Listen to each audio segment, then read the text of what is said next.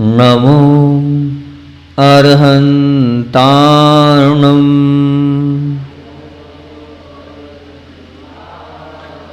नमो सिद्धार्णम् नमो आयर्याणम्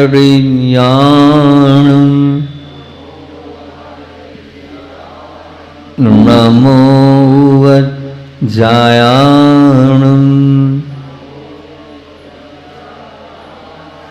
नमो लोय सवसाहुणम्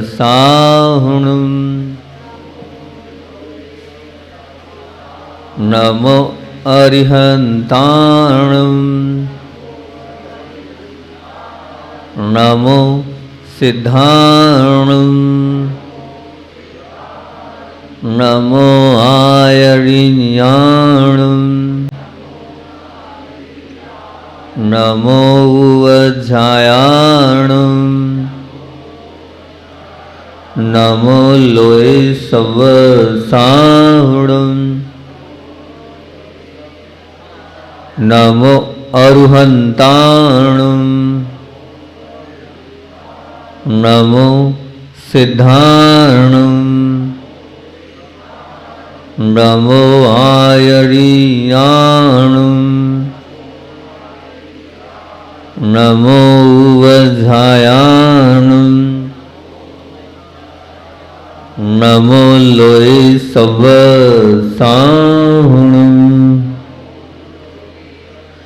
बोलिए देवादिदेव 1008 मूल नायक श्री वासुपुज भगवान की। परम उपकारी आचार्य भगवंत विद्यासागर जी महामुनि राजे की। शिक्षा प्रदाता आचार्य भगवंत समय सागर जी महामुनि राजे की। मुनिश्री, अच्छा श्री ने, हाँ। बात बड़ी अच्छी चल रही थी, अपनी वन गांव की व्याख्या चल रही थी। और वन गांव की व्याख्या करते हुए हमने आप लोगों के बीच में कल बात रखी थी कि वहम और शंका के वन ने ही जीवन के उपवन को पुष्पित पल्लवित नहीं होने दिया है। वन गांव के व से हमने वहम और शंका निकाला था, और न से नहीं और नकारात्मकता के वन ने ही जीवन के उपवन को पुष्पित और पल्लवित नहीं होने दिया है। और गा से निकाला था कि गाली और कटुवाणी के वन ने ही जीवन के उपवन को पुष्पित पल्लवित नहीं होने दिया है। और फिर उसके बाद वह से क्या निकाला था, ध्यान भूल गए। वशीकरण और मोह के वन ने ही जीवन के उपवन को पुष्पित पल्लवित नहीं होने दिया है। कल बात मैंने वहम की करी थी, कल बात मैंने उस अहम की करी थी जो वहम के अहम ने ही जीवन को दहन किया है और मन के उपवन को पुष्पित और पल्लवित नहीं होने दिया है। दूसरों को देखते हैं, शंका करते हैं और अपने जीवन को आतंकित और दूसरे के लिए अपने को भयभीत बना रहे हैं। शंका का वृक्ष हमारे जीवन को ज्यादा टेंशन, परेशान और दुविधाओं को अंबार को प्रस्तुत करता है। जितनी ज्यादा शंका आप करेंगे, जितना दूसरों के ऊपर आप देखेंगे ये क्या कर रहा है, वो क्या कर रहा है, तो फिर बार बार ये प्रश्न बात मैंने कहा था कि घर के बड़े सदस्य हैं तो क्या जांच नहीं करें, क्या देखें कि बच्चा क्या कर रहा है, बच्ची क्या कर रही है, किस प्रकार से कर रही है। तो आचार्य का वही उत्तर है, देखो पर कर्तव्य मानकर, जिम्मेदारी मानकर, कर्ता मानकर मत देखो। आप कर्ता बन जाते हो तो बात टूटने लग जाती है, फूटने लग जाती है। पुलिस वाले बनकर नहीं, पुल बनकर देखो। कल बोला था पुलिस वाले बनकर नहीं, पुल वाले बनकर देखो। अगर पुल बनकर देखते हो तो जैसे जीवन का वो वाहन उस पुल से निकल जाता है, लेकिन पुलिस वाले के सामने कोई जाना नहीं चाहता है, पुलिस वाले की कभी कोई प्रशंसा नहीं करता है, परंतु पुल बनाने वाले की हर इंसान प्रशंसा करता है। आप पुल का काम करो, पुलिस का काम नहीं करोगे तो बहुत अच्छी बात रहेगी। और आज बात है कि नहीं और नकारात्मकता के इस वन ने ही जीवन के उपवन को पुष्पित और पल्लवित नहीं किया। नहीं और नकारात्मकता ऐसी चीज है कि इस नकारात्मकता के कारण आप अपने जीवन को भी समाप्त कर सकते हो, करते हो, कर लेते हैं लोग।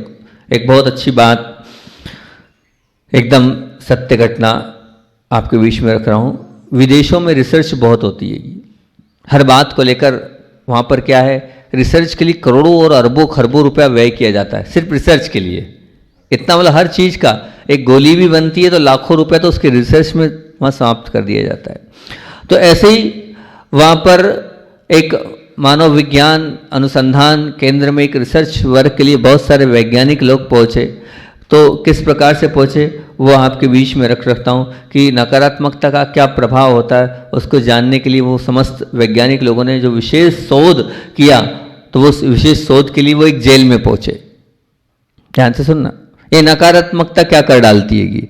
एक जेल में पहुँचे और जेल में पहुँचे और एक व्यक्ति जो उम्र कैद की सज़ा से भुगत रहा था उससे बात करी और उससे कहा कि हम सब वैज्ञानिक लोग आपके पास आए हैं और हम वैज्ञानिक लोग एक शोध कर रहे हैं और उस एक शोध में मानव मस्तिष्क की क्या क्षमताएं होती है, उन क्षमताओं को समझने के लिए हम आपका सहयोग चाहते हैं। बोले ठीक है, क्या चाहते हो? बोले आपकी हमें उपलब्धि चाहिए, आपको हम जेल से बाहर निकाल रहे हैं और अपने शोध का आपको हम मुख्य अभिनेता बना रहे हैं।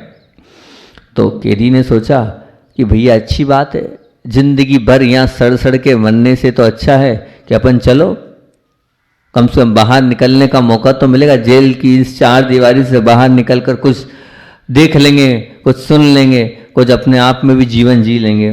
कैदी ने बड़ी हंसी खुशी के साथ बोल दिया, बस जैसा आप बोलोगे, पर जैसा हम बोलेंगे आपको वैसा करना पड़ेगा, जैसा हम कहेंगे आपको बिल्कुल वैसे ही करना पड़ेगा, उसमें कोई किंतु परंतु नहीं होगा। तो अब बताओ, कोई अगर ऐसा जेल में बैठा है तो वो क्या कहेगा? ठीक है, क्या कराएंगे ये अपने से? कुछ ऐसा तो कुछ कराएंगे नहीं अपने से ही कि जो अपन हाँ हाँ ठीक ठीक हम तैयार है, हर बात के लिए तैयार है, पर परमिशन, बोले परमिशन ऊपर से ला रहे हैं हम। और उन्होंने परमिशन ली, उस कैदी को बिठाया और कैदी को बाहर ले गए।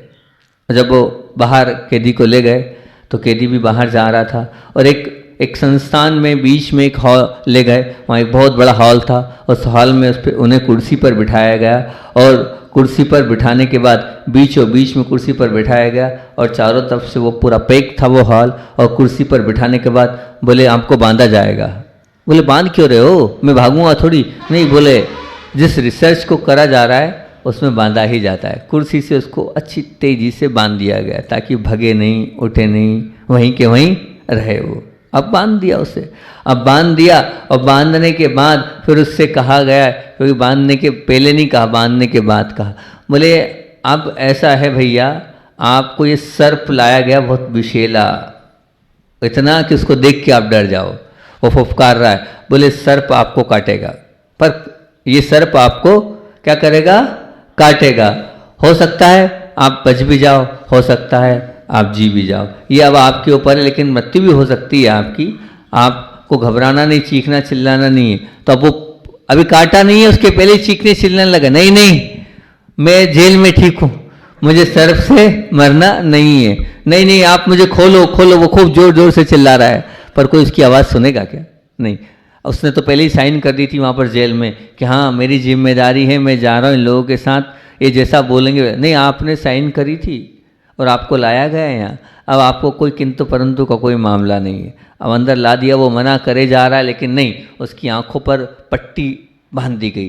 पहले रुई लगा दी, आंखों पर पट्टी बांध दी, वो चिल्ला रहा है, चीख रहा है, लेकिन उसकी कोई सुनवाई नहीं हो रही हो। और उन शोधकर्ताओं ने क्या किया, बस उस सर्प को कटवा दिया। सर्प को जैसे ही कटवाया वैसे ही क्या हुआ, उसकी स्थिति खराब हो गई। वो बेचारा भाई जो वहाँ था, सर्प काटते ही मुख से क्या निकलने लगा, मुख से वही फेस निकलने लगा, पूरा शरीर उसका हरा नीला पड़ गया, उसका पूरा मुंह फेन से भर गया और वहीं पर वो धराशायी हो गया। अब जब इस बात का विरोध हुआ और पूरे जब मीडिया में पता चला कि शोधकर्ताओं ने एक मानव अधिकार का हनन किया है और ये जो किया है इसके माध्यम से इनको सज़ा मिलनी चाहिए जितने भी वैज्ञानिक हैं, क्योंकि वो मना कर रहा है, उसके बावजूद भी उसे सर्प से कटवा कर उसकी जान ली गई, ये ठीक नहीं है, बिल्कुल ठीक नहीं है और वास्तविकता में गलत भी है। ऐसा नहीं करना चाहिए। जब वो व्यक्ति नहीं कह रहा है तो आपको सांप से कटाना चाहिए क्या? नहीं कटाना चाहिए। उसका जीवन तो उसके पास था। अब उससे पहले आप बोलते फिर साइन कराते तो फिर बात थी। अब आपने तो गलती किया ना, गलती ही की ना। अब वो मर गया। मरने के बाद जब वैज्ञानिकों के ऊपर जांच बैठी गई, जांच बैठने के बाद वैज्ञानिक आए तो वैज्ञानिकों ने कहा सीडी देख लो आप, इस सीडी के अंदर आप देख सकते हैं हमने क्या किया। क्या किया? बोले हमने क्या किया है? बोले वहां पर सर्प से नहीं कटाया, 2 सुई चुबाई थी हमने। क्या चुबाई थी? 2 सुई चुबाई थी। अब विचार करना, बैठ गया मुझे सांप काट रहा है, काट रहा है, काट रहा है, सांप ने काटा नहीं, सिर्फ सुई चुभी है। सुई चुभने से क्या हो गया? शरीर नीला पड़ गया, फेन निकल गया। मानव की मस्तिष्क में एक बार अगर गलत बात बैठ जाती है ना, तो सब कुछ फिर वैसा का वैसे ही होने लग जाता है। ये नकारात्मकता ऐसी, अगर हमने अपने जीवन में इस नकारात्मकता को फिट कर लिया तो फिर वास्तविकता में वैसे ही हम बनने लग जाते हैं, वैसे ही हमारा जीवन हो जाता है जैसा हमने सोच रखा है। इसलिए निकाल दो इस नकारात्मकता को वनगांव वालों। अगर नकारात्मकता निकल जाएगी तो निश्चित तौर से हमारा जीवन बहुत अच्छा, ऊंचा और महान बन जाएगा। निकालना पड़ेगा, लेकिन किसको? उस नकारात्मकता को। और नकारात्मकता के साथ एक और बात बोली मैंने, नहीं के इस वन को आपको, इस वृक्ष को आपको निकालना पड़ेगा वनगांव वालों। जो नहीं का वन और जो नहीं का पेड़, जो नहीं का वृक्ष आपने अपने जीवन में लगा रखा है। इसलिए आपके चेहरे पर ये जो प्रसन्नता नहीं है, ये लटक रहा है ना आपका चेहरा, पुष्पित पल्लवित नहीं है, क्योंकि हर बात में आप क्या बोलते हो? नहीं बोलते हो। हमारा संसार सबसे ज़्यादा नहीं से चलता है, मतलब हम सबसे ज़्यादा नहीं को लेते हैं, नहीं ज़्यादा चलता है। क्यों? क्योंकि हम बहुत जल्दी कह देते हैं मुझसे नहीं होता। क्या बोल देते हैं? मुझसे नहीं होता, मैं नहीं कर सकता, मेरे पास समय नहीं है। एक लाइफ स्टाइल बना लिया आपने, एक जीवन का एक अंग बना लिया है। क्या? मेरे पास समय नहीं है। ये सबके पास, ये सबकी बात है। पत्नी से आप, बच्चों से आप क्या बोलते हो? मेरे पास समय नहीं है। और दूसरा, अगर महाराज जी ने कुछ बोल दिया है तो मैं नहीं कर सकता हूँ, और कोई बात हुई मेरे से नहीं होगा।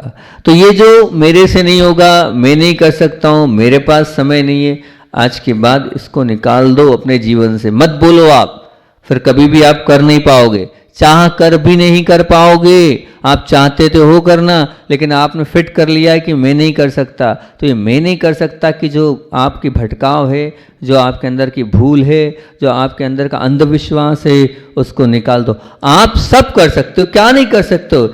ये बात बता, दूसरा कर रहा है तो वो भी तो आपके साथ इंसान ही है, वो भी तो आपके साथ मानव ही है, वो भी तो इस धरती पर इसने जन्म लिया। जब वो कर सकता है तो मैं नहीं कर सकता। क्यों नहीं कर सकता? कर सकता हूं, बस मैंने फिट कर लिया है, मैं नहीं कर सकता, मैं नहीं बोल सकता, मैं नहीं याद कर सकता, मैं फर्स्ट डिवीजन नहीं आ सकता, मैं अच्छे से काम नहीं कर सकता। नहीं, निकाल दो इस मानसिकता को, नहीं को, मैं नहीं कर सकता कि मानसिकता को निकालना।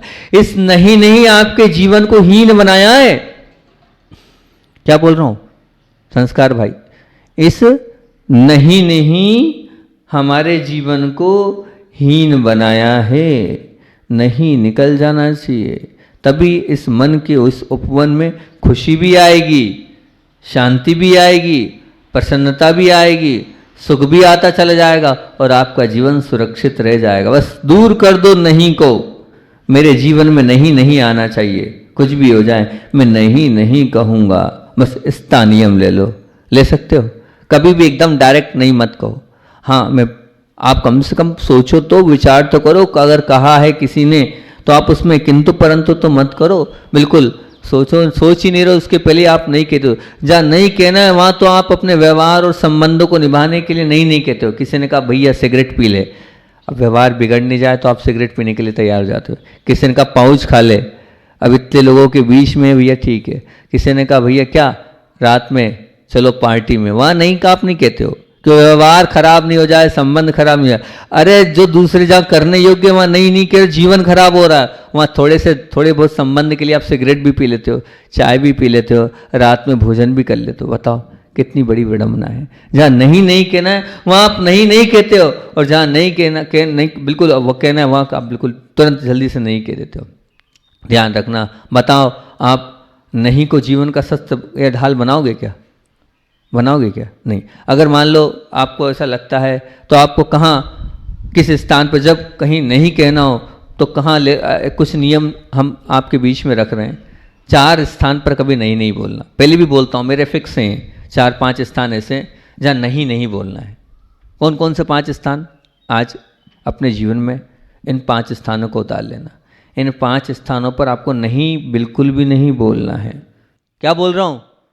नहीं बिल्कुल भी नहीं बोलना है। कहाँ कहाँ पर नहीं बोलना? गुरु के समक्ष, कभी नहीं बोलना। गुरु ने कहा है वहाँ कोई किंतु नहीं, वहाँ कोई परंतु नहीं। आपने जो कहा है वो होगा, आपने मेरे भले के लिए बोला है। आप बोल रहे हो तो कुछ ना कुछ तो अच्छा होगा। आप दिव्य पुरुष हैं, आप पंच परमेष्टि में आते हैं, और अगर आपने मेरे लिए कहा है इतनी बजे आ जाना, बात खत्म, उसमें कोई किंतु परंतु नहीं। आचार्य भगवान का एक संस्मरण आपको सुनाता हूँ कि बेनाड़ा जी जब बहुत पहले अमरकंटक में गुरुदेव के दर्शन करने गए, जब आपको पता हो ठंड के समय की बात हैगी, उस समय जब प्रथम बार गुरुदेव अमरकंटक गए तो वो आचार्य भगवान के दर्शन हेतु पहुँचे। दर्शन के बाद आचार्य भगवान से बहुत सारी चर्चाएं बेनाड़ा जी करते थे, बहुत सारी शंकाओं को लाते थे। गुरुदेव के साथ बहुत सारी शंकाओं का वो समाधान लेते चले जाते थे।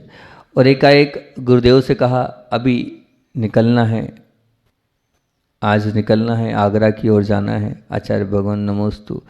आचार्य श्री जी कभी किसी से बोलते नहीं मत जाओ, रुक जाओ। कभी मैंने नहीं सुना, मैंने नहीं देखा, लेकिन उस दिन आचार्य श्री जी ने कहा क्या आज जाना जरूरी है क्या? क्या बोला? क्या अभी जाना जरूरी है क्या? इतना ही गुरुदेव के मुख से शब्द निकला। जब गुरुदेव के मुख से शब्द निकला तो बेनाड़ा जी बड़े आश्चर्यचकित हो गए। आचार्य भगवान से इतने साल से आ रहा हूँ और इतनी बार आ रहा हूँ, साल में 2-3 बार आता हूँ, लेकिन कभी गुरुदेव ने कभी मुझसे कहा नहीं रुक जाओ मत जाओ। इतना ही कहा, अभी ये भी नहीं कहा कि रुक जाओ, बस सिर्फ पूछा कि आज जाना जरूरी है क्या। पर बड़े विचार में थे, मीटिंग अर्जेंट थी आगरा में, उस मीटिंग में बैठना भी जरूरी था। अब पूरी जिम्मेदारी फैक्ट्री की उनके ऊपर थी। अब वो विचार करने लगे मैं क्या करूं। एक तरफ गुरुजी ने डायरेक्ट मना किया है, डायरेक्ट तो नहीं कहा रुक जाओ, लेकिन इनडायरेक्ट कहा है। तो उन्होंने कहा देखो मेरी मीटिंग में लाखों नुकसान हो जाए तो हो जाए, मुझे उसकी कोई परवाह नहीं है, पर गुरु मुख से नहीं निकला है तो कुछ तो कारण होगा। वो बोलते कम हैं तो कुछ तो कारण होगा। और उन्होंने जो है बिल्कुल एकदम जो बेनाड़ा जी ने बताया वो आपको बता रहा हूँ, वो उन्होंने अपना जाना कैंसिल कर दिया कि ठीक है, मीटिंग में बोल दिया, बच्चों जो थे मैनेजर था उनसे बोल दिया आप अपने हिसाब से निपट लेना, वो अपना एग्रीमेंट हो, विदेशी कंपनी आने वाली थी, एग्रीमेंट हो तो ठीक, नहीं हो तो ठीक, जो होगा सो होगा, मैं नहीं आ पाऊँगा, ख़त्म। अब इधर नहीं बोल दिया, उसके बाद कोई बात नहीं। अब यहाँ पर वो बेटे आचार्य ने शाम को पूछा क्यों गए नहीं? बोले हाँ अभी तो जाने वाले थे 5 बजे। बोले हाँ आचार्य श्री जी ऐसे ही। उन्होंने ये नहीं कहा कि आपने कहा था। ये एक बहुत विवेकवान श्रावक होता है जो ऐसा नहीं कहता अरे आप ही ने तो मना किया था इसलिए नहीं गया हूं मैं। ऐसा आप जैसे तो डाल दोगे सीधे, आप ही ने तो कहा था इसीलिए तो हम नहीं गए। विवेकवान श्रावक थे। बस आचार्य भगवान भाव और हो गए कि एक दिन रुक जाते। आचार्य श्री ने मुस्कुराकर जवाब दिया अब सुनना। आधे घंटे बाद मैसेज आया कि जिस गाड़ी से वो जा रहे थे उस गाड़ी का एक्सीडेंट हो गया और वो गाड़ी पलट गई। विचार करना, वो गाड़ी पलट गई और जिस स्थिति में वो पलटी है, जिस स्थिति में वो पलटी है, उस स्थिति से ये स्पष्ट है कि जो लोग थे उनकी तो स्थिति खराब हुई, उनके साथ तो गलत हुआ ही हुआ, लेकिन निश्चित तौर से जिस गाड़ी से वो बैठ के जा रहे थे उसमें बेनाड़ा जी भी जा रहे थे। अब कुछ दिखा होगा पूज्य गुरुदेव को, तब तो उन्होंने कहा कि आज और अभी जाना जरूरी है क्या। उनकी जान बच गई। गुरु ने कहा है मान लो, कोई किंतु नहीं, कोई परंतु नहीं, आप कह रहे हो तो बात खत्म, आपके आगे मेरी कुछ नहीं चलना है, क्योंकि आप तो अंतर्यामी हैं, आप तो पंच परमेष्ठी में, आप तो गुरु हैं मेरे, आप नहीं तो आपने जो रास्ता दिखाया है वो मैं नहीं मानूंगा तो फिर कौन मानेगा। एकदम सत्य घटना आपके बीच में मैंने बेनाड़ा जी की रखी, जो उनने सुनाई और मैंने आपके बीच में रख दी कि देखो ऐसा होता है। गुरु के सामने कभी नहीं, वो अगर इशारा भी कर रहे हैं, वो बोलते नहीं हैं, वो सिर्फ इशारे में कहते हैं। अगर हम उनके इशारे को नहीं समझ पाए तो इसलिए ध्यान रखना, गुरु चरणों में कभी नहीं बोलना। उनने कह दिया है ऐसा कर ले, वैसा कर लो, बस कर लो, करते चले जाओ श्रद्धा भाव के साथ, आस्था भाव के साथ, श्रद्धा भाव के साथ। मैंने एक अल्लू भाई हैं बामोरा में, अल्लू भाई आते हैं हर 2 महीने में आते हैं। कल की वो लोग जो आए थे बामोरा वाले, उन्होंने यही बोला, बोले बहुत स्थिति परिस्थिति से जूझ रहे थे वो। अनेक प्रकार की श्रावकों को समस्याएं आ जाती है, घर में रहते हैं तो समस्याएं तो आती हैगी। उन सब समस्याओं के बीच में अपने आप को, अपने जीवन को जीना, अनेक कर्जे आदि और भी तकलीफ, कष्ट, पीड़ा। वो मेरे पास रोते रोते आए, पति पत्नी दोनों, भामोरा चतुर्मास में, और रोते रोते उन्होंने एक ही बात बोली, गुरुदेव हम बहुत परेशान हैं, हम बहुत पीड़ा में हैं, हम अपनी स्थिति क्या बताएं, कहाँ तो हम शिखर पे थे और कहाँ हम कहाँ आ गए, अब आप कोई तो रास्ता बताओ। श्रद्धा के साथ, आस्था के साथ और बिल्कुल विश्वास के साथ चरणों में बैठकर उन्होंने जब ये निवेदन किया, जहाँ आस्था होती है, जहाँ विश्वास होता है, जहाँ श्रद्धा होती है, जहाँ उनको लगता है कि ये मेरे भगवान है, ये मुझसे जो बोलेंगे मैं वो करूँगा। मैंने कुछ चीज़ें बताई, मैंने कहा आपको ऐसा ऐसा करना है, इस प्रकार से आपको करना है। श्रद्धा और आस्था के साथ उन्होंने वो सब बातें, जैसा मैंने बोला, महाराज आप जो बोल रहे हो उसमें कोई किंतु नहीं, कोई परंतु नहीं, बिल्कुल चाहे कुछ भी हो जाए, अपनी प्राण बाद में, सब कुछ बाद में, पर मेरे प्राण चले जाएंगे, पर जो आपने कहा है वो कभी भी नहीं होगा। उन्होंने सब बात मानी। कल ही वो आए थे, बोले महाराज जी क्या आशीर्वाद आपका फला है, सब कुछ अच्छा हो गया है, सब कुछ कर्जे निपट गए, जो जो विकल्प, जो जो टेंशन थे सब समाप्त हो गए, आपके वचन से साल भर में ठीक हो जाएगा। वो पहले ही सब कुछ व्यवस्थित हो गया उनका। मैंने कहा मैंने नहीं किया व्यवस्थित, उनकी मुझ पर विश्वास था, श्रद्धा थी, आस्था थी कि गुरु ने कहा है, गुरु मुख से निकला है तो गुरुदेव कह रहे हैं तो उसको मानना है, और उन्होंने माना और उनका भला हो गया। होना चाहिए विश्वास, होना चाहिए अंदर से आस्था, होना चाहिए अंदर से श्रद्धा कि हाँ मेरे आराध्य मुझसे कह रहे हैं तो मुझे करना है। इतनी आराधना में पक्के आप होगे तब कहीं जाकर आपका भला हो पाएगा, नहीं तो नहीं हो पाएगा। एकदम सत्य घटना, एकदम रियल घटना आपके बीच में रख रहा हूँ। तो क्या करना, नियम ले लो, गुरु के समक्ष कभी नहीं बोलना, जो बोल दिया सो बोल दिया। कल बच्चों से बोला फास्ट फूड का त्याग, तो बच्चों ने कहा ठीक है, कर दिया नहीं करा, कर दिया, नहीं तो ऐसा तो नहीं है, बहुत बढ़िया, बहुत अच्छी बात है। कि अब दूसरा सुन लो, कहाँ नहीं बोलना है, 5 स्थानों पर नहीं की बात है। कि दूसरा, उपकारी बड़ों के लिए कहे गए वचनों के लिए कभी नहीं। कौन बड़े? घर के माता पिता, शिक्षा गुरु जो होते हैं, उनके लिए कभी नहीं बोलना। अरे उनने तो हमें सब कुछ यहाँ तक पहुँचाया, उनके समक्ष हम नहीं बोल रहे हैं। किसके समक्ष नहीं बोल रहे हैं, विचार तो करो आप। अरे जो हमारे प्रदाता हैं, जिन्होंने यहाँ तक पहुँचाया है, उनने जो कहा हमें मानना है, उनका अनुभव है, उन्होंने बाल ऐसे ही सफ़ेद नहीं कर लिए। बड़ों के समक्ष, और बड़ों में भी जो उपकारी है उनके समक्ष कभी नहीं बोलना, कभी मना मत करना, कभी किंतु परंतु मत करना। किसके समक्ष नहीं करना है? जो उपकारी हैं, जो घर के बड़े सदस्य। और सबसे ज़्यादा नहीं आप कहाँ करते हो? अपने बड़ों के आगे। बड़ों से बहुत जल्दी आप नहीं बोल देते हो कि नहीं मुझसे नहीं होगा, मैं नहीं कर पाऊंगा। करते हो कि नहीं करते बताओ? नहीं, बहुत बड़ा पाप कर रहे हो आप, वहाँ नहीं, कभी नहीं निकलना चाहिए। तो समझना आपका जीवन बहुत महान और ऊंचा बन सकता है। तीसरा, कहाँ? धर्म के लिए कभी नहीं को स्थान नहीं देना। धर्म के लिए मतलब त्याग है, तप है, नियम है, अभिषेक है, पूजन है, भक्ति है। जब मौका मिले वहाँ नहीं होना चाहिए। मैं नहीं जाऊँगा मंदिर, मैं नहीं जाऊँगा प्रवचन सुनने, मैं नहीं जाऊँगा क्लास में, बिल्कुल नहीं। धर्म का मौका मिल रहा है, कर लो। क्या पता कब और मिलेगा भी कि नहीं मिलेगा, कोई भरोसा नहीं है। पुण्य का संयोग है, मिल रहा उसका सदुपयोग कर लो, उससे और इकट्ठा कर लो, उससे ही आपके जीवन का कल्याण है। तो धर्म के कार्य में कभी नहीं बोलना। कहाँ से, किस प्रकार से आपके लिए सब कुछ अनुकूलता बन जाएगी। नहीं है अनुकूलता, तब भी अनुकूलता आपकी अपने आप आ जाएगी। 3 स्थान हो गए, गुरु के समक्ष, उपकारी के समक्ष और धर्म के लिए नहीं बोलना। चौथा, दया और करुणा के लिए कभी नहीं स्थान मत देना। जहाँ भी लगता है ये दया वाली बात है, करुणा वाली बात है, उस सेवा वाली, उस दया और करुणा के लिए कभी नहीं को स्थान मत देना। नहीं, बिल्कुल नहीं। हमें लगता है कि यहाँ दया हो रही है, यहाँ करुणा का कार्य हो रहा है, तो उस दया और करुणा में हमेशा तैयार रहना, हमेशा आगे रखना, वहाँ नहीं को स्थान कभी मत देना। और 5वां, सेवा और वैयावृत्ति कभी भी मिले, कहीं भी मिले, उसमें नहीं को स्थान मत देना। अरे कहाँ भैया, मेरे खुद के हाथ पैर दर्द कर रहे हैं। अरे तुम्हारा दर्द, तुम्हारी पीड़ा दूर हो जाएगी सेवा करने से, वैयावृत्ति करने से।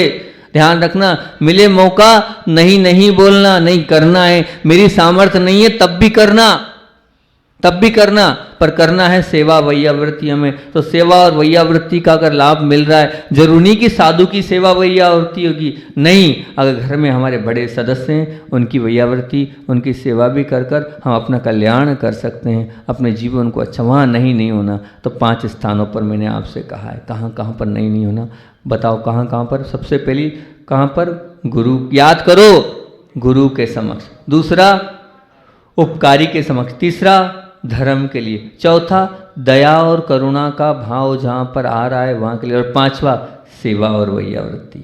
बस इन 5 स्थानों में नहीं बोलना। अगर नहीं बोलोगे तो ध्यान रखना आपका जीवन नकारात्मक बन जाएगा। वो आपका जीवन अगर आप अच्छा बनाना चाहते हो, इन स्थानों नहीं के इस वृक्ष को अपने जीवन में कभी उगने मत दो। ए वनगांव वालों, ये वन लगाओ ही मत। नहीं का वन, नहीं का पेड़, नहीं का वृक्ष अपने जीवन में लगाओ मत। अगर नहीं लगाओगे तो बहुत अच्छी बात है। हमेशा क्या कहो, गुरु जी का वो कहते हैं ना, हाओ, गुरु जी का हाओ।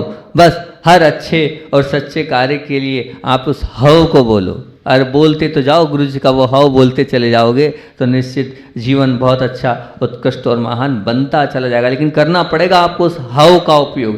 जब तक आपका वो हाओ आपके जीवन में नहीं आएगा तो नहीं आएगा। और अगला अपना क्या है? अगला अपना कौन सा है कि गाली और कटुवाणी के वन ने ही हमारे जीवन के वन को पुष्पित और पल्लवित नहीं होने दिया। लेकिन अपना समय हो रहा है, तो इस गाली और कटुवाणी क्या कहलाती है और कैसे उस गाली और कटुवाणी से आपके कर्मों का बंध होता चला जाता है। आप समझ नहीं पाते कि मैंने क्या बोल दिया, आपको नहीं पता वो गाली हो गई है जो आपने बोल दिया है, वो कटुवाणी हो गई है जो आपने बोल दिया। तो गाली और कटुवाणी किस प्रकार की होती है, इस पर अपन कल चर्चा करेंगे। आचार्य भगवान का संस्मरण बहुत दिनों से छूट रहा है। आज आचार्य भगवान के उस संस्मरण को सुनाकर अपनी बात को मैं विराम दूंगा। आचार्य भगवान का एक बहुत पुराना संस्मरण आपको सुना रहा हूँ कि महामनुष्यों की जो बुद्धि होती है पदार्थगत ना होकर मूल अर्थ की होती है। वस्तु के बिना भी अर्थपूर्ण कार्य की क्षमता रखने वाले वे दिव्य मनीषी भगवंत हमारे आचार्य श्री जी थे। एक बार शाम को क्या हुआ कि डॉक्टर अमरनाथ जी सागर वाले थे, अगर किसी ने देखा हो उनको, तो अमरनाथ जी सागर जिन्होंने पूरे भाग्योदय के मुख्य कर्ता ये मान के चले, मेन फाउंडेशन वही थे, फाउंडेशन मेंबर वही थे, फाउंडर मेंबर वही थे। और वो अरविंद सिंघई एक नेत्र चिकित्सक थे, उनके साथ वहाँ पर पहुँचे और उन्होंने कहा आचार्य भगवान डॉक्टर साहब आएँ, आपकी आँख देखना चाहते हैं। तो जैसे ही उन्होंने कहा तो आचार्य श्री ने कहा मेरा तो अच्छे से काम चल रहा है, चश्मा का नंबर वो जो आँखों का था वो तो एक आँख का 3.25 और एक आँख का 2.5 है। और ये अभी से नहीं है, जब मैं आचार्य ज्ञान सागर जी महाराज जी के साथ था 30-32 साल पहले, तब मेरे आई फ्लू हो गया था और उसी समय जो है उस समय का ये नंबर है। तब एक श्रावक ने चश्मा लाकर दिया था और तभी टेबल पर रखा था, पर उस वक्त हमने उसे ग्रहण नहीं किया, क्योंकि ग्रहण करना क्यों, मुझे दूर का देखना नहीं है और पास का मुझे अच्छे से दिखता है। बोले 4 हाथ दूर का देखना नहीं है मुझे, बोले दूर का ही नहीं दिखता है मुझे, पास का तो देखो। उन्होंने पुस्तक उठाई और पढ़ के बता दिया, बोले देखो मैं बहुत अच्छे से देख लेता हूँ। तो बोले फालतू चश्मा रखने से और चश्मे को परिग्रह को बांधने से फिर वो हर बार मेरे को लाओ भैया चश्मा लाओ, फिर एक को दूंगा ले भैया पोंछ दे, फिर उसके ढक्कन रखो, फिर कपड़ा रखो, सब रखो।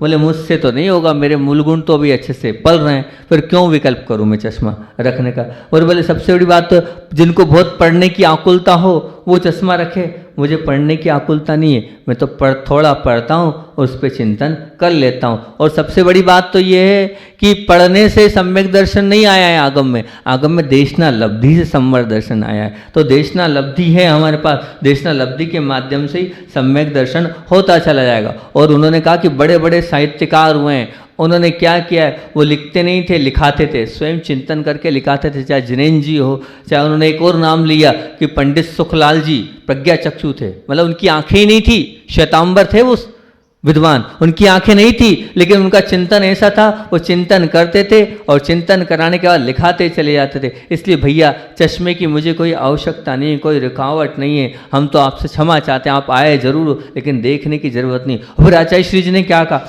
आचार्य श्री ने कहा अमेरिका के एक डॉक्टर्स ने एक बहुत बड़ा लेख लिखा था, सुन लो चश्मे वालों।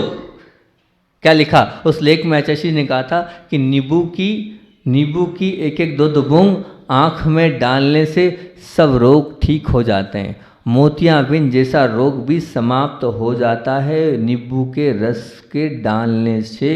स्वर्ण को रखने वाले पागल हो सकते हैं लेकिन नींबू को खाने वाले से उनका पागलपन दूर ठीक हो जाता है। ऐसा वो नींबू का रस है। आचार्य श्री को आखिरी इंदौर में भी रेती में थे, 2 बूंद नींबू का रस डालते थे। उस रस डालने से थोड़ी तकलीफ जरूर होती लेकिन आँख का जितना विकार है वो सब निकल जाता है। तो बोले बस ऐसी चीज़ें हमारे पास हैं, हम इससे अपना जीवन निकाल लेंगे लेकिन आपका चश्मा हम नहीं रखेंगे। और नहीं तो आप तो थोड़े से में चश्मा रख लेते हो। तो आचार्य श्री के लिए बहुत अच्छी लाइन है ये, क्या उपयोगी है मुझे, क्या उपयोगी है मुझे, क्या है मुझे विशेष, क्या उपयोगी है मुझे, क्या है मुझे विशेष। ज्ञानी निज को देखता बाकी सब निश्चेष, ज्ञानी निज को देखता बाकी सब निश्चेष। मुझे निज को देखना है, बाहर नहीं देखना है। निज को देखने के लिए चश्मे की आवश्यकता नहीं है, ये चश्मा तो परिग्रह है। उन्होंने परिग्रह रूप मानकर उस चश्मे को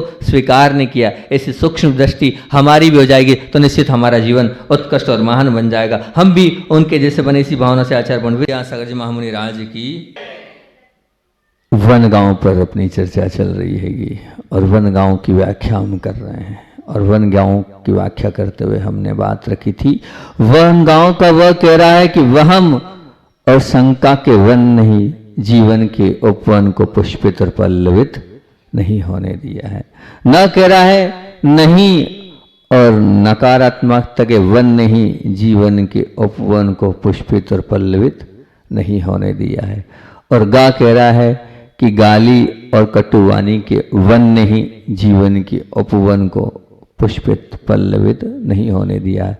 और वह कह रहा है वशीकरण और मोह के वन ने ही जीवन के उपवन को पुष्पित पल्लवित नहीं होने दिया है। इस पर अपनी कल चर्चा चली थी नहीं के ऊपर और हमने नहीं में आपको बहुत सारी बातें कल करी थी। और आज कर रहे हैं बात अपन काय की गा से मतलब क्या? गा से मतलब गाली और कटुवाणी। गाली और कटुवाणी के वन ने ही जीवन के उपवन को पुष्पित और पल्लवित नहीं होने दिया। आज तक जो भी ऊपर की यात्रा, ऊर्ध्वगमन की यात्रा, ऊंचाइयों को जिन्होंने छुआ है, उनके अंदर की वाणी की मिठास और वचनों की मधुरता से ही वो व्यक्तित्व ऊपर पहुंचा है। किसी भी व्यक्तित्व को आप उठाकर देखोगे तो उसका जीवन उसकी वाणी से और उसकी वाणी की मधुरता से रहा है। आप देखें, अगर वास्तविकता में आपको बहुत आगे बढ़ना है तो आपकी वाणी में मिठास होना चाहिए। आपकी वाणी में मिठास है कि नहीं है, ये विचार करना। क्योंकि एक बार अगर आपके मुख से जो निकल जाता है वो निकलना ऐसा होता है कि सामने वाले के साथ आपने क्या बोला आपको खुद को समझ नहीं आता है, लेकिन जो सामने वाले के लिए आप बोलते हो तो उसे लगता है कि इसने क्या बोल दिया और किस प्रकार से बोल दिया। ध्यान रखना, गाली की बात चल रही है तो गाली कभी पाप को नहीं गलाएगी, वो तो पाप को जमाएगी। गाली कभी पाप को गलाएगी नहीं, वो तो पाप को जमाएगी और पाप को मजबूत करेगी। गाली सहने से जरूर पाप गलेंगे और पाप धुलेंगे और पाप ढीले पड़ेंगे। गाली सहने से, गाली सुनने से पाप ढीले पड़ेंगे, पाप गलेंगे, पाप धुलेंगे, लेकिन ध्यान रखना गाली देने से नहीं। वो बहुत पुण्यशाली जीव हैं, वो बहुत कैसे जीव हैं? बहुत घने पुण्यशाली जीव हैं जिसे गाली सुनने के बाद भी सामने वाले से गलानी ना हो। वो बहुत पुण्यशाली जीव हैं जो गाली सुनने के बाद भी सामने वाले से गलानी ना हो और उसके बाद जो प्रेम वात्सल्य इसने के लिए फिर भी वो तैयार रहें। वो तो ये मान के चलना, मैं बार बार बोलता हूं, वो चलता फिरता भगवान है। बहुत बहुत ऊंची चीज है कि गाली के बाद भी गलानी नहीं। अंदर से प्रेम, अंदर से वात्सल्य, अंदर से स्नेह निकल रहा है। क्या छोटी मोटी चीज नहीं है, बहुत बड़ी चीज है। आप भगवान बनना चाहते हैं, भगवान बन सकते हैं। आप वहीं बैठे बैठे भगवान की उपमा आपके अंदर आ सकती, वो प्रतिभा आपके अंदर आ सकती। पर कब? जब इतनी क्षमता हो कि गाली सुनने के बाद भी प्रेम और वात्सल्य स्नेह की डोर से हम सबको बांधते चले जाएं, तब वो क्षमता आपके अंदर आएगी। गाली पुण्य को गलाती है और पाप को बढ़ाती है, तो फिर आपके मुख से वो अपशब्द क्यों निकलते हैं? बताओ, वो अपशब्द का प्रयोग आप क्यों करते हो? जिन अपशब्दों से निश्चित मान के चलना वो पाप जमता चला जाता है। वो अपशब्द ना हो तो बहुत अच्छी बात है। और बताओ, यहाँ जितने लोग बैठे हैं वो अपशब्द का प्रयोग कितने लोग करते हैं? करत हैं। तो क्यों करत हैं? जब करत हो उससे आपके संबंध बहुत अच्छे बन जाते हैं क्या? नहीं बनते। उन अपशब्दों के माध्यम से संबंध तो टूटने ही हैं, फूटने ही हैं। तो फिर क्यों उन अपशब्दों का प्रयोग कर रहे हो? अरे जिन शब्दों से पुण्य घटता है, शत्रुता बढ़ती है, बेर का दामन ही हाथ लगता है, अपनत्व ही छूटता चला जाता है, फिर उन अपशब्द को हमारे जीवन में हम क्यों रखे हैं? बताओ ना, किस लिए हमारे पास वो अपशब्द हैं? नहीं, कुछ भी हो जाए, अब आप इतना तो कमिटमेंट कर ही दो कि हम उन शब्दों का प्रयोग नहीं करेंगे जिन शब्दों के माध्यम से किसी के मन को आघात पहुंचती हो। उन शब्दों को तो हम कम से कम यूज नहीं करेंगे। जब आप उन शब्दों का प्रयोग करते हो तो आपके साथ भी अगर वैसा प्रयोग किया जाए तो आपको कैसा लगेगा? विचार करना आप, उन शब्दों का प्रयोग अगर आपके साथ हो तो आपको कैसा लगेगा? नहीं, बिल्कुल नहीं। तो आज इतना तो कमिटमेंट कर ही दो। क्या कर दो कि हम अपशब्दों का प्रयोग अपने जीवन में नहीं करेंगे। और अगर अब फिर भी आदत है और निकल जाती है तो क्या करोगे? बताओ। प्रायश्चित। क्या प्रायश्चित? रोज रोज तो प्रायश्चित की बात होती है, डेली प्रवचन महाराज जी आप वही करते हो। बताओ, आपकी वाणी ऐसी है, इस वाणी से आप सबको अपना बना सकते हो, पूरे संसार को आप अपने अंदर समाहित कर सकते हो इस सिर्फ मीठी वाणी से।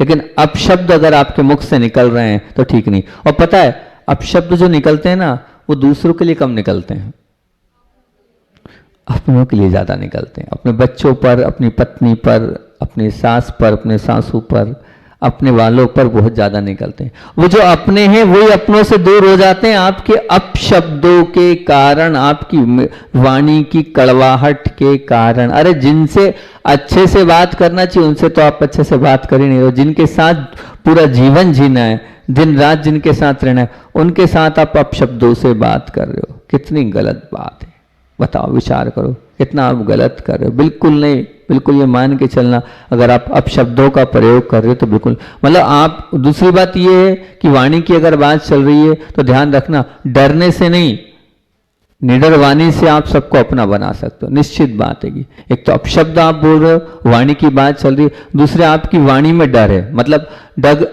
अगर आपकी वाणी में, अगर आपकी वाणी है और उसमें डर नहीं है तो निश्चित ये मान के चलना पूरा संसार आपके साथ खड़ा है, बिल्कुल खड़ा है। क्यों? अगर आपकी वाणी में निडरता है। क्यों बोल रहा हूं मैं ऐसा? मैं हमेशा बोलता हूं कि गुरुदेव की वाणी में डर नहीं था, गुरुदेव की वाणी में प्रोत्साहन था, गुरुदेव की वाणी में जोश था, गुरुदेव की वाणी में निडरता थी, गुरुदेव की वाणी में आत्मविश्वास था, इसलिए पूरा संसार उनको अपना मानता था। सच कह रहा हूं, बिल्कुल। गुरुदेव की वाणी में क्या था? डर नहीं था, प्रोत्साहन था, जोश था, निडरता थी, आत्मविश्वास था, और पूरा संसार इसलिए उनको अपना मानता था। आपकी वाणी में डर भी नहीं होना चाहिए, ध्यान रखना। जब आप डरते हो तो आप स्वयं को अपने आप से दूर करते चले जाते हो। दूसरा फिर आपसे कैसे जुड़ेगा? आप स्वयं डर रहे हो तो दूसरा आपसे कभी 3 काल में भी नहीं जुड़ सकता है, ये निश्चित मान के चलना। तो ध्यान रखना, हमारी वाणी में क्या होना चाहिए? मिठास होना चाहिए। हमारी वाणी में डर नहीं होना चाहिए। डर को स्थान जब मिलता है जब आप डरे हुए लोगों के साथ रहते हो। इसलिए जो डरता है उसका साथ भी अपने को नहीं देना, उसके साथ भी अपने को नहीं रहना। कौन? जो डरता है उसके साथ ना रहना है और ना ही उससे संबंध रखना है। जो स्वयं डरा हुआ है वो हमें क्या आगे बढ़ाएगा? जो स्वयं ही भयभीत है वो हमारे जीवन में कहाँ हमें ऊंचाइयों तक ले जाएगा? इसलिए नहीं, जो डरा हुआ है उसके साथ भी नहीं रखना। और अपनी वाणी कैसी रखना? निडर वाणी हमें रखना है। और वाणी के साथ साथ अभी जो मैंने बोला कि हमने किसी ने कुछ बोल भी दिया, कटु वाणी मान लो किसी ने बोल भी दी, तो क्या करना है? रखने से नहीं, वाणी को रखने से नहीं, क्षमा रूपी वाणी को से आप सबको अपना बना सकते हो। निश्चित मान के चलना, क्षमा एक ऐसा क्या है? शस्त्र है, एक ऐसी ढाल है, एक ऐसा अस्त्र है जिससे आप सबको अपना बना सकते हो। जिसके जीवन में क्षमा के वचन है उसने तो वैसे ही सबको अपना बना लिया, सबको अपना बना लिया। जब सुख प्राप्ति के उपाय पूछे जाते हैं कि सुख प्राप्ति के क्या उपाय हैं, सुख किन से मिलता है, एलोरा वाले बैठे हैं, उनको तो रटवा दिया था हमने, भूल गए। सुख प्राप्ति के उपाय में नहीं थी। सुख प्राप्ति के उपाय क्या हैं? तो सुख प्राप्ति के जब उपाय पूछे गए तो सुख प्राप्ति के उपाय में जो है 5वें नंबर का कारण क्या है? शांति। 6 कारण है, उसमें 5वें नंबर में शांति। शांति क्या है? शांति किसको बोलते हैं? बोले क्रोध के निमित्त मिलने के बाद भी हमेशा क्षमा को धारण जो करता है वो सुख प्राप्त करता है। निमित्त है क्रोध के, मेरे बिल्कुल मुझे गुस्सा करना चाहिए, उसके बाद भी मैं अगर गुस्सा नहीं कर रहा हूं तो उसका तात्पर्य क्या है? सुन लो बंधु, सुन लो भाई, क्रोध का निमित्त मिल रहा है, हमारी कोई गलती नहीं है, सब सामने वाले की है। उसके बाद भी अगर आपने क्षमा धारण करी, छोड़ो, आया गया किया, तो ध्यान रखना आपने सुख प्राप्त कर लिया। साता वेदनी कर्म का शुद्ध बंध होता है इससे, कैसे? क्षमा धारण करने से, क्षमा करने से। बिल्कुल ये मान के चलना, क्रोध के मिलने के बाद भी क्षमा धारण करने वाला इस धरा का चलता फिरता भगवान है।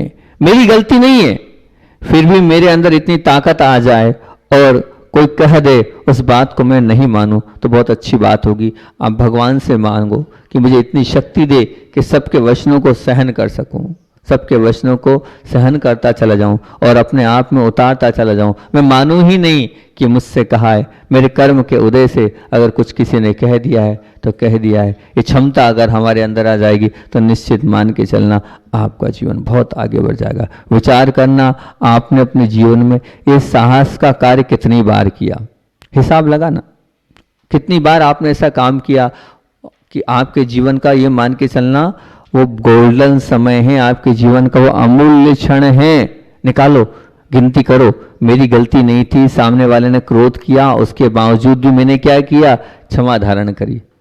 नोट डाउन करो इस चीज को, कितनी बार ऐसा आपने अपने जीवन में किया। बिल्कुल, शायद मेरे ख्याल से बहुत कम समय आपके जीवन में ऐसे मिलेंगे जिसमें आपकी कोई गलती नहीं हो, सब गलती सामने वाले की हो, फिर भी सामने वाला आप पर चढ़ रहा हो और आप मुस्कुराते हुए कह रहे कोई बात नहीं भैया, हो गया, कोई बात नहीं भैया, हो गया, क्षमा करना, क्षमा करना, क्षमा करना।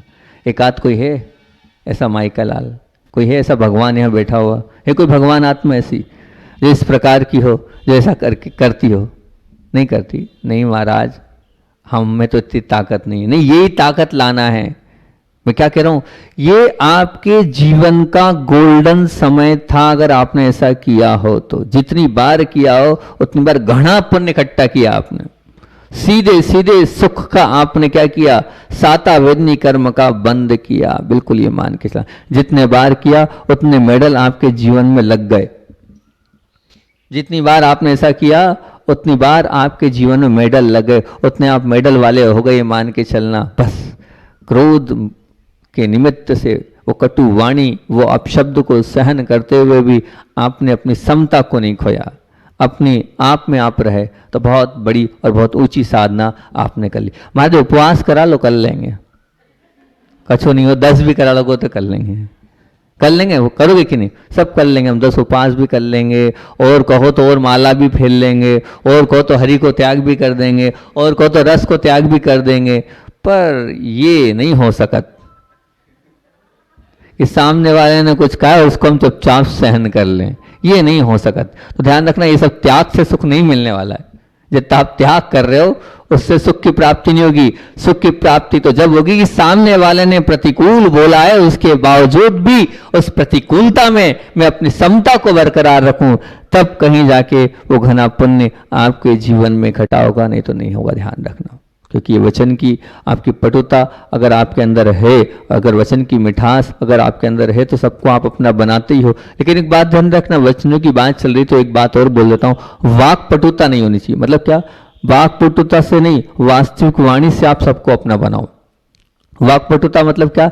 मतलब झूठापन या कुटिलता वाली बात, झूठापन या कुटिलता वाली बात। जब तक हमारे वचनों में वास्तविक सच्चाई, ईमानदारी नहीं आएगी, तब तक हम अपना नहीं, सबको अपना बना नहीं सकते। ध्यान रखना, वो एक ना एक दिन वो आपका धोखे वाली बात, वो आपका झूठापन, वो आपकी मीठी छुरीपना, वो पकड़ में तो आएगा। कब तक रहेगी वो मीठी छुरी वाली बात? उसको सब लोग क्या बोलते हैं, भैया मीठी छुरी है। मैं समझ नहीं पाता था छुरी और मीठी कैसे।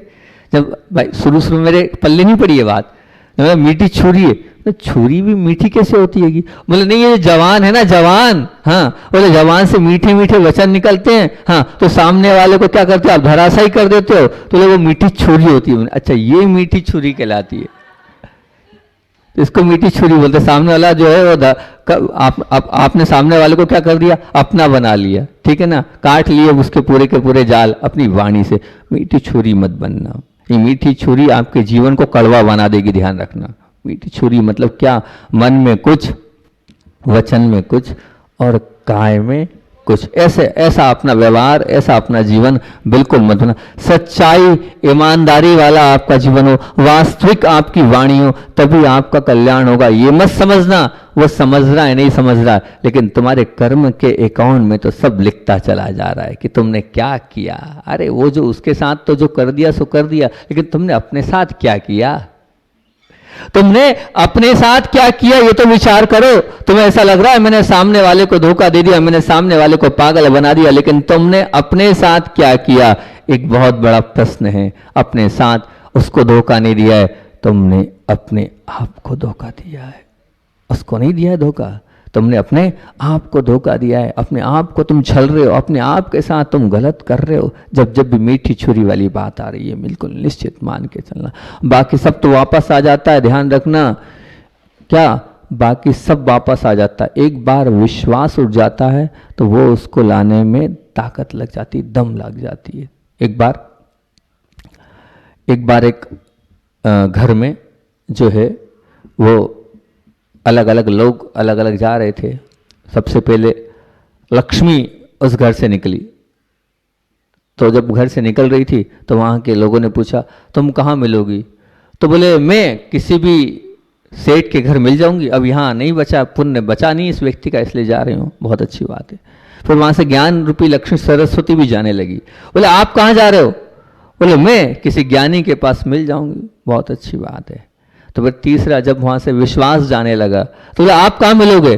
बोले ध्यान रखो मैं एक बार चला जाता हूँ तो फिर वापस नहीं मिलता हूँ। तो ध्यान रखना, आपकी वाणी में ऐसा मत करना, क्योंकि आपकी सब तो वापस आ सकता है, पर एक बार जब विश्वास उठ जाता है तो उसको लाने में दम निकल जाता है, उसको लाने में दम निकल जाता है। कितने ही रिश्ते आज विश्वास से टूट रहे हैं, पति पत्नी में दरार विश्वास से छूट रही है, क्योंकि एक बार अपने आप का कैरेक्टर आपने ऐसा बना लिया है, उस कैरेक्टर के कारण अब वो चाहे कुछ भी कर लो, कितना ही परिवर्तन कर लो, वो आपकी छवि आपने जैसी बना ली है अपने परिवार में, अपने लोगों के बीच में, अपने बच्चों के बीच में, अपनी पत्नी के बीच में, अपने पति के बीच में, वो छवि वो निश्चित तौर से वो बन जाती है। बहुत मुश्किल लगती है उस छवि को सुधारने में, उस छवि को बनाने में। इसलिए सब करना, लेकिन क्या अपनी वाणी के माध्यम से विश्वास किसी का मत तोड़ना। आपके जीवन में कितने ऐसे लोग हैं जब आप पर विश्वास करते हैं, जो आपको अपना सब कुछ बताने के लिए आतुर हों। क्या बहुत बड़ी बात बोल रहा हूं, इसकी भी लिस्टिंग करना आप, कि मैं कितने लोगों को मुझ पर विश्वास है और वो सब कुछ अपना मुझे बताने के लिए तैयार हैं, सब कुछ अपने राज, जीवन के राज आपको बताने। ऐसे 2-4 लोग भी आपके जीवन में है कि नहीं?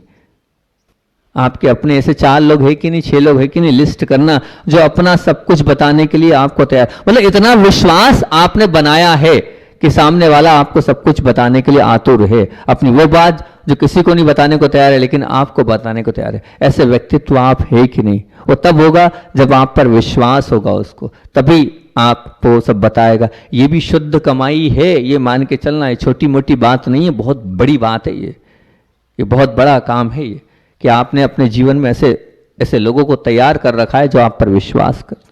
एक बार लिस्ट बना लेना, हाँ इतने लोग मुझ पर विश्वास करते हैं, मतलब इतने लोगों को आपने अपना बना लिया, वो आपके हैं, वो आपकी कमाई है, वो शुद्ध आपकी कमाई है। ये निश्चित रूप से मान के चलना, क्योंकि वाणी में मिठास हो पर दिखावे के नहीं, झूठेपन नहीं तो ध्यान रखना, मैं तो एक ही बात बोलता हूं, एक ही बात बार बार बोलता हूं। क्या बोलता हूं? जब जब भी लिख लो, याद कर लो, जब जब भी आपकी वाणी में क्या होगा? झूठापन होगा, जब जब भी छलावा होगा, जब जब भी आपने किसी को धोखा दिया, तो एक ही बात है, क्या? माया तेर यज्ञनस, मतलब त्रियंश आयु का बंद होता है मायाचारी करने से। ध्यान रखना, जब जब भी झूठा छलावा वाला व्यवहार करोगे आपको बनना वही पड़ेगा, गाय बैल बकरी चींटी कीड़ा मकोड़ा बनना है, वही बनना हो, गधा बिल्ली कुत्ता बनना हो तो बन जाओ, मना नहीं करूंगा। जब जब भी आप अपनी वाणी से क्या करोगे? छलावा करोगे, तो माया तेर यज्ञनस्य, मायाचारी करने से, झूठापन करने से त्रियंश गति का बंद होगा। इसलिए मीठी छुरी मत बनना, मीठी छुरी बनोगे तो ध्यान रखना त्रियंश आयु का बंद होगा। अगर त्रियंश बनना है तो लाख मीठी वाणी करो, मना नहीं करो। व्यवहार निभाना अलग है, व्यवहार में आप अच्छे से बात करते हो वो अलग है, लेकिन धोखा छल और छलावे के साथ वाणी कर रहे हो तो ध्यान रखना वो बहुत गलत है। आपकी वाक पटुता आज नहीं तो कल निश्चित रूप से पकड़ में आएगी, कितना ही छुपा लेना आप, लेकिन वो पकड़ में आने ही वाली है। और दूसरी बात, डालने से नहीं, आरोप डालने से नहीं, ढाल रूपी वाणी से ही आप सबका बना पाओगे। डालने से मतलब क्या? अब जरा सा कुछ हुआ नहीं कि आपने क्या किया? आरोप लगाना चालू कर दिया, प्रत्यारोप करना चालू कर दिया। ढोलने से बिल्कुल नहीं, ध्यान रखना आप बल्कि जो हुआ है उसको ढाल बनकर उसको सुरक्षा करेंगे तो पूरा संसार आपका बन जाएगा। आप पूरे संसार को अपना बना सकते हो, लेकिन कब वो आपका अपना बनेगा? किसे? अब वो आपका बनेगा कि आरोप नहीं, जरा सी बात पर आप, थोड़ी सी बात पर आप ढोल देते हो सामने वाले पे। बोलो ढोलते हो कि नहीं? जरा सा कुछ होता नहीं कि सामने वाले पर गिरा देते हो आपकी ये आपने किया, नहीं बिल्कुल नहीं। आरोप प्रत्यारोप ढोलने से आप अपने स्वयं का नुकसान कर रहे हो, बिल्कुल नहीं। अपने जीवन में आरोप नहीं होना चाहिए, प्रत्यारोप नहीं होना चाहिए, ढोलने की बात बिल्कुल नहीं होनी चाहिए। जो ढोलता है वो मान के चलना अपने कर्मों को ओढ़ रहा है, वो अपने कर्मों को और ओढ़ता चले जाता है। ढोलना नहीं, बिल्कुल भी आरोप नहीं लगाना, प्रत्यारोप नहीं लगाना। अगर आप अपने जीवन को अच्छा बनाना चाहते हो, किसी से कुछ हो गया है तो बस आरोप ना लगाकर उसकी चिंता करो कि कैसा इसका अच्छा हो सकता है। ढोलो मत, आरोप मत लगाओ। लेकिन हमारा जीवन ऐसा है, छोटी सी बात होती नहीं है और छोटी सी बात में हम आरोप प्रत्यारोप लगाना प्रारंभ कर देते हैं। ये हमारी बहुत बड़ी गलती है, ये हमारी बहुत बड़ी नासमझी है।